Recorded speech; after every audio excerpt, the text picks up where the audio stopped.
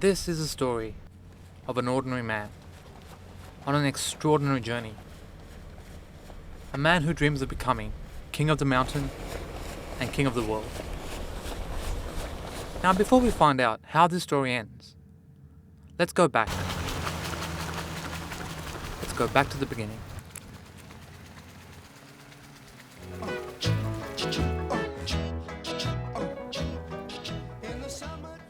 Where 52-year-old Gerald and his loving family are hatching a plan to conquer one of Australia's most famous landscapes in one of the world's most brutal races.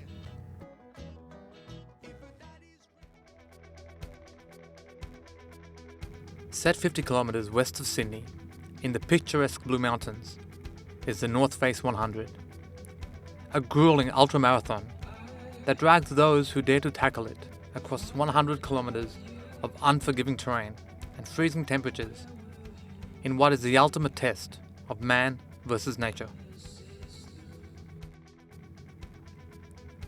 A look over the brave few who have shed blood, sweat and tears to scale new heights reveals men and women made of steel, courage and determination.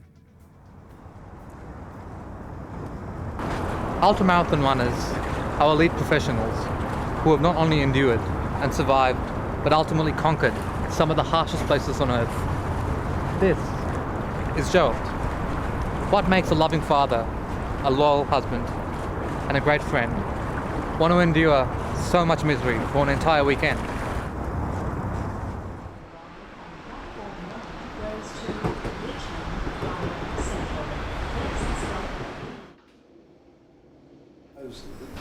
The start of the journey happened about 4 years ago at a corporate cricket match where a friend of mine, Neville, invited me and I met a chap called Gordy. And nice enough guy, I thought at first. He had a great smile on him. And unbeknown to me, it turned out that he was a personal trainer.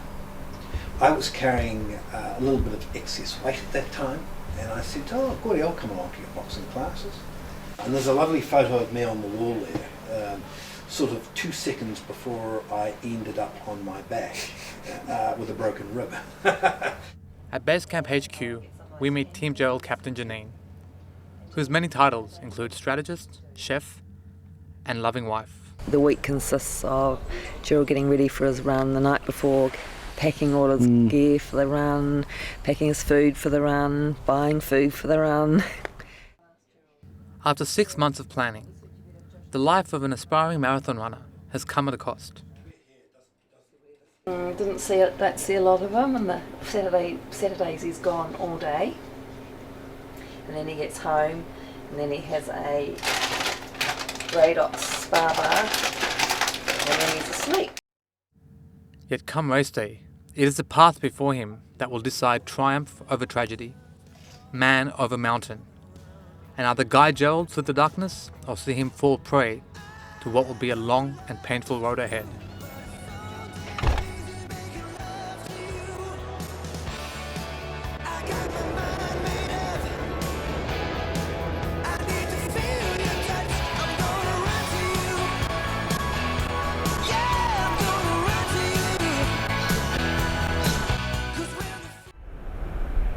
Everyone locally around here knows the Manly Split track.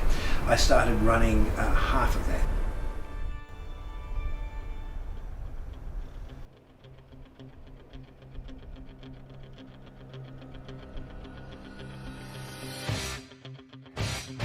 The split is one of many spots Gerald has conquered on his way to the biggest prize of all.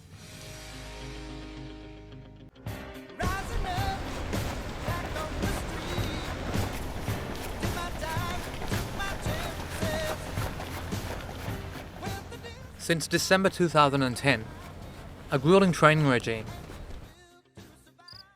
with the occasional sit-down, has seen him track over 1,300 kilometres across bush, rock and sand, shedding 20 kilograms in the process and taking him one step closer to the toughest journey of his life.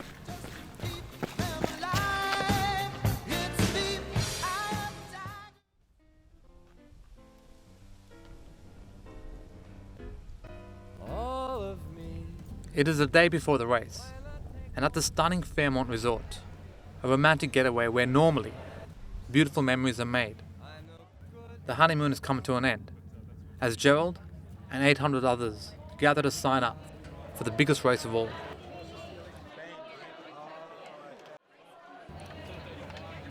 Gerald introduces us to Gordy, the man who introduced him to a world of pain. He's the biggest bastard in personal training, and I've always wanted to say that. He's had me bloody boxing, and now he's got me running 100 Ks. Well, he started running, he started boxing, and he was just a lard ass, right? Just like, sorry. And he's progressively got fitter and fitter and fitter. And then we've talked him into doing this, and he's been out for a few runs with us. Well, he came out for runs with us, training runs, when we were training last year, and we didn't think he could do it. And he hung in there, and hung in there, and hung in there. And then like Gerald's just gone from here to here, and it's amazing that he's here today. 50 years old, going to do his first 100 Ks. It's going to be an awesome weekend. From the most seasoned athlete to the newest recruits, the formula to success is a well-known secret. Like, you couldn't do this without the support from your friends and family. Like my family, my partner Denise has cooked these rockstar meals a week, prepared everything, got everything ready today, looked after Marley, done everything so I can go out all night running, which I do all these crazy things, then come here and be all ready, have everything ready for me to go on race day. You know, you need the support, so you can't go and do it on your own. And as nightfall approaches and locals unwind with cold beers by a warm fire, one man remains scarred by the price of victory.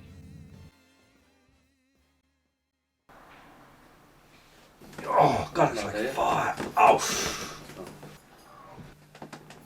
Oh, it's so sore.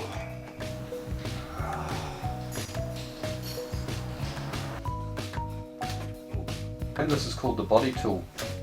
So he goes around the body and just maps out where all your old pain is. And he flies around the body and just finds it and works it out. Oh, it's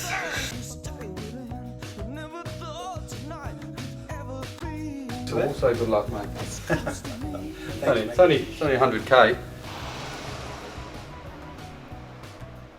Very painful, this bastard.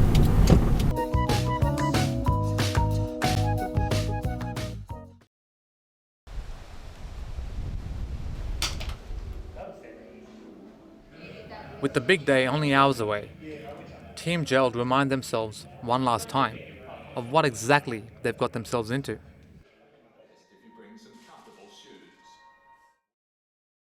The North Face 100 is fast becoming one of the most respected and demanding one-day events in endurance racing. The most popular sex and age of an endurance runner is male 40 plus.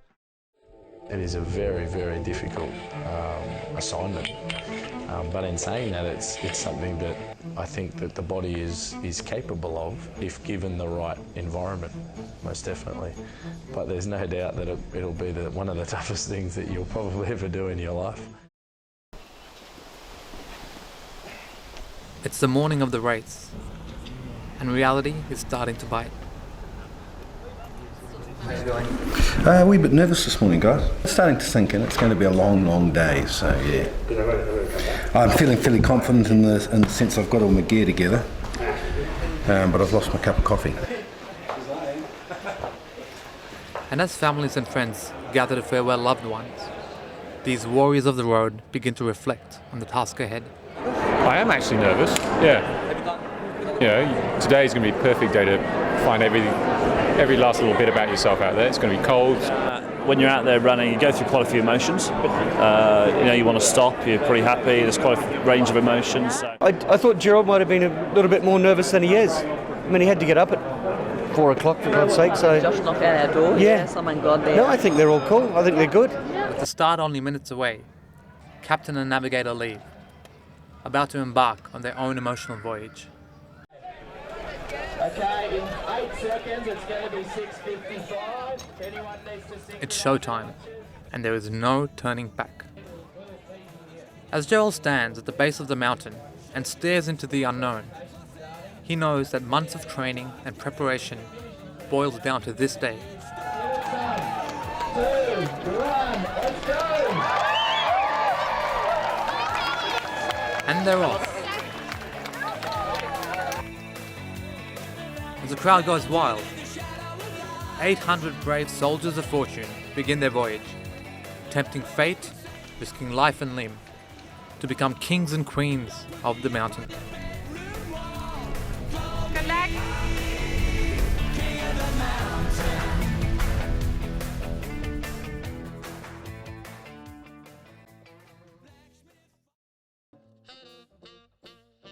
It's 11:30, and nestled within the Megalong Valley lies Checkpoint 3. And as the band plays away, the first runners begin to roll in.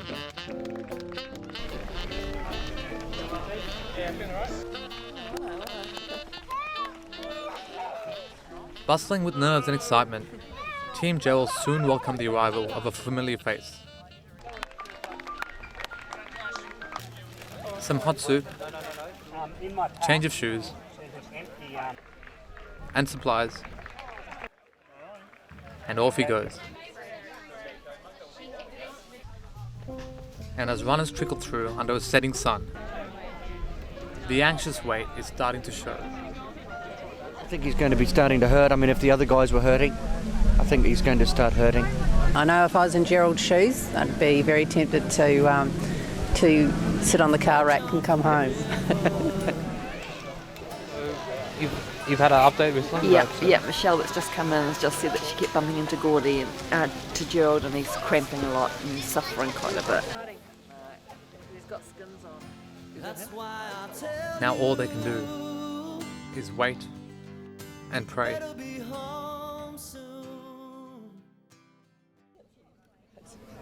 You can see the light. Yeah? What was that? And then, hours later, in the distance, a solitary figure hobbles into the light amid cheers of joy and relief. Woohoo! Well done. Thank you. Good on you. Well done. Oh. Champion. Mary. Nice. Come on. Hi.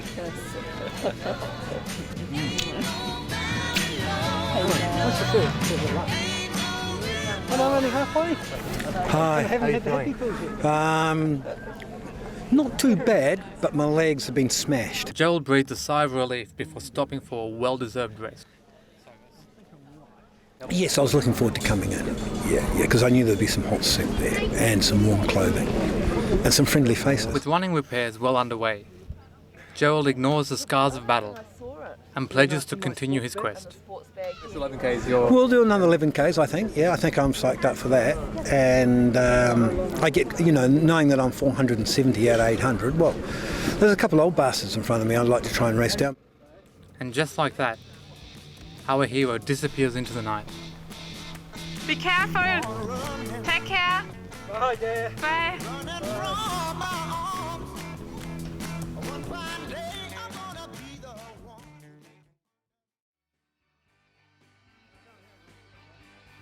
And as one man continues his quest for the Holy Grail, a world away, an army of heroes bathe in the glory of conquest as they cross the finish line.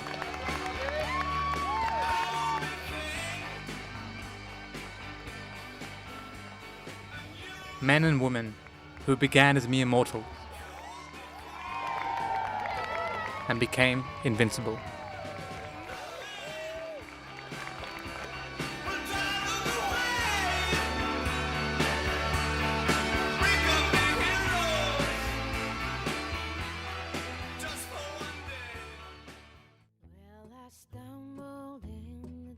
And whilst the victorious celebrate the spoils of war, Team Gerald patiently await the arrival of their king at Checkpoint 4. He's probably feeling a little bit different after the last little burst. He's by himself in there as well, and you don't know what it's like until you've been there either. As the last few hobble through, battered and bruised, Gerald sends out a distress call to his queen. You gotta lie down. Why? Do you need help? Hey, do you need someone to help you, or you're gonna have a sleep? I don't know. I'm not sure where he is. He's just saying he's just got to lie down for 20 minutes and have a sleep. He's lying on the stairs. Minutes turn into hours, and Josh arrives, fresh from his victory, to take his place alongside the cavalry. Is this mentally unstable at the moment? Get his in. So you can't get to him from here, can we? What if he needed help? For Neville, the magnitude of the journey is clear. I think he's going to reassess a few things. I always thought he was a strong character, but I think this might just make him a little bit stronger. And just taking that one little bit harder. If things get tough, the tough get going, and I think that it will just make him that little bit stronger. And then, almost 17 hours later, a knight in shining armour emerges. Better than you. How are you feeling? Exhausted. Wonderful adventure, but exhausted. A real head game. Yeah. The guy that designed the track was a bastard. To a hero's welcome.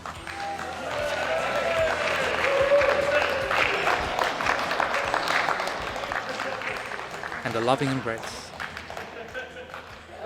How are you feeling? Not too bad now that I'm here. Coming up nearly steps, which I think is about 2 k's coming up steps, very wet, slippery, and I didn't eat enough. Excited because I have achieved 64 k's. It's longer than I've ever gone before. I think I've been on my feet for about 17 hours coming up to that. And it's just a wonderful adventure to run through this national park. It's grueling. It's brutal, just brutal, the track itself. But the people who are on it and the support and everything else is wonderful. And, you know, there are folk who have just carried on. Well, I have to say, it's a hell of an adventure. Oh, it's an adventure, all right. Jesus. I don't know what it was like on your side.